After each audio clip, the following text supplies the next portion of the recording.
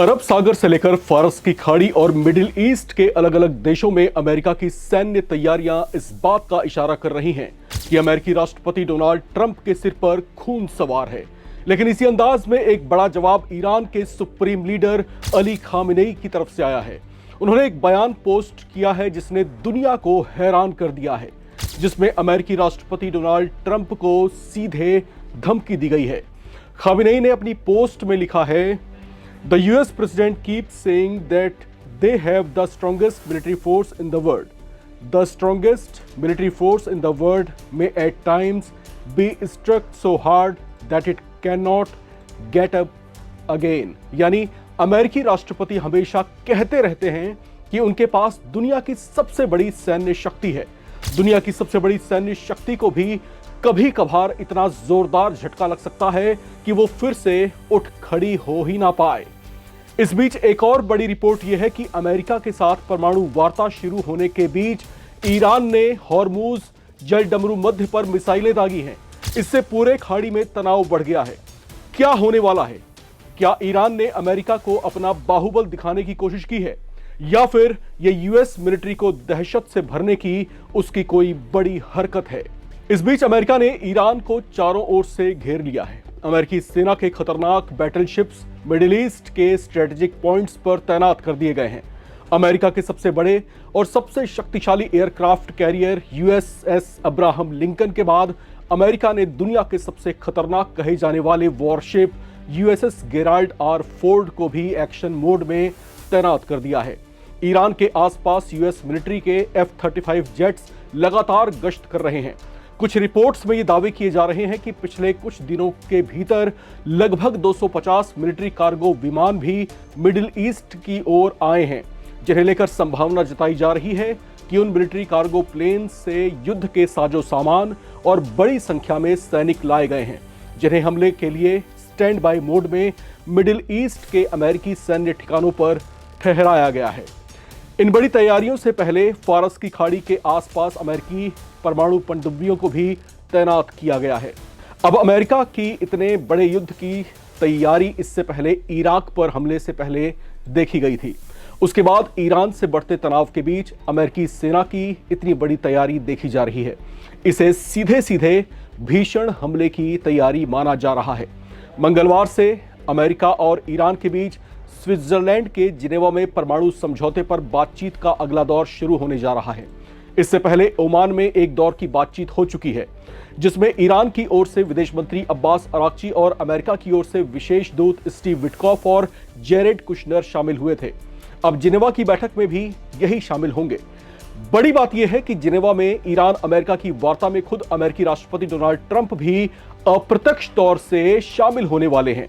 इस बैठक से पहले डोनाल्ड ट्रंप की ओर से जारी एक बयान को अमेरिकी इरादों के बड़े संकेत के तौर पर देखा जा रहा है।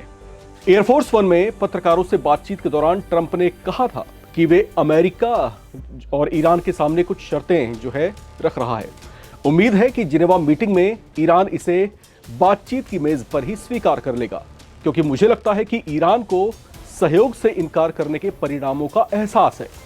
इसके साथ ही चेतावनी भी दी कि समझौते तक पहुंचने की विफलता ईरान के लिए बहुत दर्दनाक साबित हो सकती है। डोनाल्ड ट्रंप की ओर से ईरान पर थोपी गई शर्तों को दुनिया के कुछ बुद्धिजीवी उनकी दादागिरी बताकर आलोचना कर रहे हैं, क्योंकि ईरान पर जिस तरह का दबाव बनाया जा रहा है, इसमें बातचीत के जरिए किसी समझौते तक पहुंचने का रास्ता कम दिखाई दे रहा है। बल्कि जिनेवा में होने वाली वार्ता को लेकर अमेरिका ऐसा माहौल और ईरान में ऐसा डर भरने की कोशिश करता दिखाई दे रहा है कि उसके सामने सिर्फ एक ही विकल्प है, और वो है अमेरिका के साथ परमाणु समझौते पर हस्ताक्षर करना, जिसकी प्रमुख शर्त यह है कि ईरान भविष्य में कभी भी न तो सैन्य परमाणु कार्यक्रम पर काम करेगा और न ही कभी परमाणु हथियार बनाएगा। अब इसे अब तक ईरान ने स्वीकार नहीं किया है, आगे भी स्वीकार नहीं करेगा, इस तरह की चर्चाएं हैं। इस बात का एहसास खुद अमेरिका को भी है। तो क्या अमेरिका सब जानते हुए भी जिनेवा में वार्ता करने जा रहा है? क्या जिनेवा की वार्ता महज दुनिया के सामने एक तमाशा और दिखावा है? क्या ट्रंप पहले ही ईरान के साथ जंग लड़ने का मन बना चुके हैं? क्या इसीलिए एक तरफ जिनेवा में वार्ता की मेज सजाई गई है और दूसरी ओर वार्ता शुरू होने से पहले ही अमेरिकी सेना ने ईरान को घेर लिया है? जिसका उद्देश्य ईरान से अली खामेनेई के नेतृत्व वाली सरकार को उखाड़ फेंकना, ईरान से कट्टर इस्लामिक शासन का अंत करना और ईरान में एक ऐसी नई सरकार का गठन करवाना है जो अमेरिका के प्रति वफादार भी हो और जो उसके इशारों पर काम भी करे। क्या इसी तरह से ईरान और अमेरिका के तनाव का अंत होने वाला है? इस समय यह एक बड़ा सवाल है जो पूरे मिडिल ईस्ट में गूंज रहा है। वैसे ईरान ने भी कच्ची गोलियां नहीं खेली हैं। ईरान पूरे खाड़ी देशों में अपने मजबूत इरादों और अपनी जीवटता के लिए जाना जाता है। अमेरिका अगर डाल है तो ईरान भी पात पर है। अमेरिका की ओर से बढ़ते दबाव के बीच कुछ दिन पहले ही ईरान के विदेश मंत्री अब्बास अराक्ची ने अपने सहयोगी देशों रूस और चीन से इस संवेदनशील मुद्दे पर बातचीत की है, जिसके बाद अब्बास अराक्ची ने अचानक ही कहकर सबको चौंका दिया था कि ईरान अपने परमाणु संवर्धन कार्यक्रम को 60% तक कम कर देगा, बशर्ते अमेरिका ईरान पर से अंतर्राष्ट्रीय प्रतिबंधों को कम करना शुरू कर दे। अब ईरान की इस पेशकश ने एक तरह से पूरा पासा ही पलट दिया था। जो अमेरिका अब तक दुनिया में ये ढिंढोरा पीट रहा था कि ईरान अपने रुख पर अड़ा हुआ है और अपने परमाणु कार्यक्रमों से पीछे नहीं हट रहा, उस अमेरिका को ईरान के रुख से जैसे बड़ा झटका लगा। ऐसा लगा जैसे ईरान ने अमेरिका के मास्टर प्लान पर पानी ही फेर दिया। इतना ही नहीं, जिनेवा में होने वाली वार्ता से पहले ईरान ने एक और बड़ा कदम उठाया है। ईरान के विदेश मंत्री अब्बास अराक्ची ने जिनेवा में संयुक्त राष्ट्र की परमाणु निगरानी एजेंसी के प्रमुख से मुलाकात की है।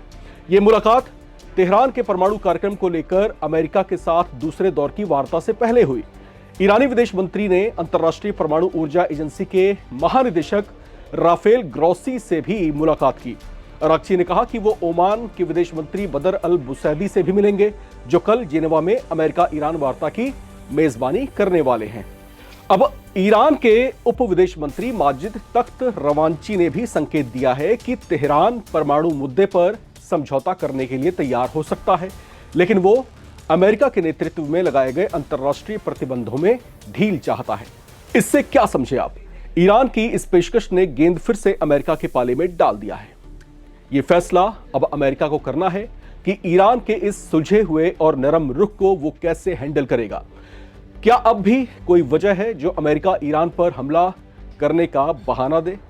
इस सवाल के जवाब में दुनिया के कुछ बुद्धिजीवियों का कहना है कि अमेरिका तो इफ और बट सुनना ही नहीं चाहता।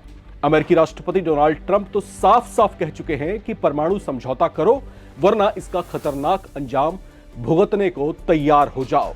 लेकिन हाल फिलहाल जिस तरह का रुख यहां पर ईरान का दिखाई दे रहा है और ईरान जिस तरीके से अपने रुख पर पूरी तरीके से अडिग दिखाई दे रहा है, उसने अमेरिका के माथे पर शायद चिंता के बल डाल दिए हैं, क्योंकि ईरान बैकफुट पर जाता हुआ दिखाई नहीं दे रहा। अमेरिका को लगा था कि वो ईरान को अपने युद्ध की तैयारियों से ही डरा देगा, लेकिन ईरान शायद किसी और मिट्टी से बना है। उसकी जीवटता को अमेरिका तोड़ नहीं पा रहा। ईरान भी दो हाथ करने को पूरी तरीके से मुस्तैद और पूरी तरीके से तैयार दिख रहा है। तो क्या समझा जाए? क्या अगले 48 घंटे इस संबंध में बेहद महत्वपूर्ण हैं? क्या वाकई फारस की खाड़ी में बारूदी हवाएं सुलगने वाली हैं? क्या वाकई अमेरिका और ईरान का युद्ध होकर रहेगा? और अगर यह युद्ध छिड़ता है तो इसकी परिणति कैसी होगी? क्या अमेरिका को भी कोई बहुत बड़ा झटका मिलने वाला है, जैसा कि अली खामेनेई ने अपनी एक ताजा पोस्ट में अमेरिकी राष्ट्रपति डोनाल्ड ट्रंप को बता भी दिया है?